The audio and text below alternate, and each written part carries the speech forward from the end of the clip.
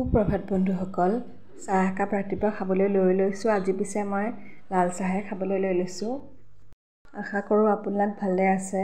আজি ৰাতিপুৱা ব্ৰেকফাষ্টত ভেন্দি ভাজি বনাম বুলি ভাবিছোঁ। এতিয়া মই ভেন্দিখিনি আগতীয়াকৈ নিমখ পানীত তিয়াই থৈ দিছিলোঁ। ভালকৈ ধুই পেলাই টুকুৰা টুকুৰকৈ কাটি ল'লোঁ আৰু আলু এনেকৈ মই টুকুৰা টুকুৰকৈ কাটি লৈছোঁ।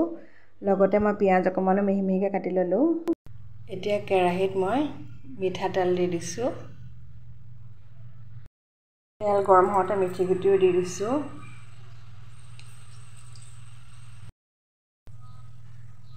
এয়া মিঠি গুটিকেইটা যদি তেলত ফুটে ইমান যে গোন্ধটো ভাল লাগে নহয়, আৰু চব্জিকণ খাই ভালো লাগে আচলতে। এতিয়া মিঠাতেলত মই এয়া পিঁয়াজো দি দিম।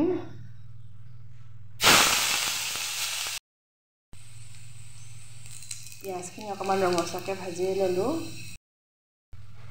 এতিয়া ভেন্দি আলু দি দিছোঁ।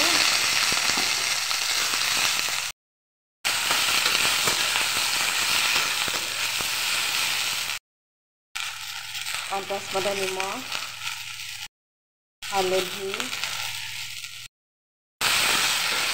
এতিয়া অকণমান সময় মই এনেকৈ ভাজি লৈছোঁ। ভেন্দি ভাজি খাই যে বিৰাটেই ভাল লাগে। একেবাৰে ফ্লেমটো কমত থৈ এতিয়া মই ঢাকনিখনে ঢাকিও দিছোঁ। ভেন্দি ভাজিও বনোৱা হৈ গ'ল। ইমান ৰঙচুৱা হৈছে চব, কমটি জুইত দি থৈ দিছিলোঁ কাৰণে। এতিয়া মই ইয়াত ৰুটিও বনাই আছোঁ। ভেন্দি ভাজিৰ লগত ৰুটি খাই বিৰাটেই ভাল লাগে। ভেন্দি বেলেগ বেলেগ ধৰণকৈ বনাব পাৰি। আজি মই চিম্পলকৈয়ে বনাইছোঁ ৰুটিৰ লগত খাবলৈ কাৰণে। আপোনালোকৰ ভেন্দি ভাজি প্ৰিয়নে বাৰু? কমেণ্টত জনাবচোন। ব্ৰেকফাষ্টত এয়া মই ৰুটিও বনাই ল'লোঁ, লগতে ভেন্দি ভাজি, আৰু ব্ৰেকফাষ্টত একাপ চাহ খায়ো বিৰাটেই ভাল লাগে। গাখীৰ চাহ লৈ লৈছোঁ। ৰাতিপুৱা বতৰটো ফৰকালে আছিলে, হঠাৎ ইমান জোৰছে বৰষুণ দিলে নহয়, আৰু বৰষুণ দিলে যে এই মাটিৰ পৰা মাটি গোন্ধটো ওলাই বিৰাটেই ভাল লাগে। দুপৰীয়া খাবলৈ কাৰণে মচুৰ দাইলখিনি প্ৰায় বনাই ল'লোঁ। পিঁয়াজ দি দিছিলোঁ মিঠাতেলত, আৰু মই এয়া মচুৰ দাইলো দি দিলোঁ। আন্দাজমতে পানীও দি দিলোঁ। আন্দাজমতে পানী দি পেলাই এতিয়া মই 2টা হুইচেল মৰাব লাগিব। মোৰ মচুৰ দাইল বনোৱাও হৈ গ'ল। পিঁয়াজ দিয়া মচুৰ দাইল খাই বিৰাটেই ভাল লাগে। লগতে মোৰ ভাত বহোৱাও হৈ গ'ল। জৰজৰীয়াকৈ ভাত খাই বিৰাটেই ভাল লাগে।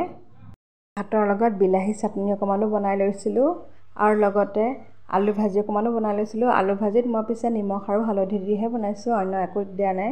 এতিয়া মই খাবলৈও লৈ লৈছোঁ। আজি আবেলি সময়ত মই বজাৰলৈ ওলাই গ'লোঁ। শাক পাচলিও কিনিবলৈ আছিলে আৰু দুটামান লাগতিয়াল বস্তুও কিনিবলৈ আছিলে। সেইকাৰণে শাক পাচলি প্ৰথমতে বজাৰত সোমাই লৈছোঁ। আজি ৰাতি আহাৰত লুবিয়া বনাম বুলি ভাবিছোঁ। আগতীয়াকৈ মই লুবিয়া তিয়াই থৈ দিছিলোঁ, আৰু লগতে আলু এনেকৈ মই পানীত তিয়াই থৈ দিছোঁ। আৰু মই পিঁয়াজ নহৰু আদা মিহি মিহিকৈ কুটি লৈছোঁ, আৰু লগতে অকণমান দৈও লৈ লৈছোঁ। এতিয়া মই মিঠাতেলত পাঁচফোৰণ দুটামান দি পিঁয়াজো দি দিছোঁ। কুকাৰতে বনাম, সাধাৰণতে মই কুকাৰতে বনাওঁ। এতিয়া মই আন্দাজমতে নিমখ, হালধি আৰু নৰসিংহ পাতো দি দিছোঁ।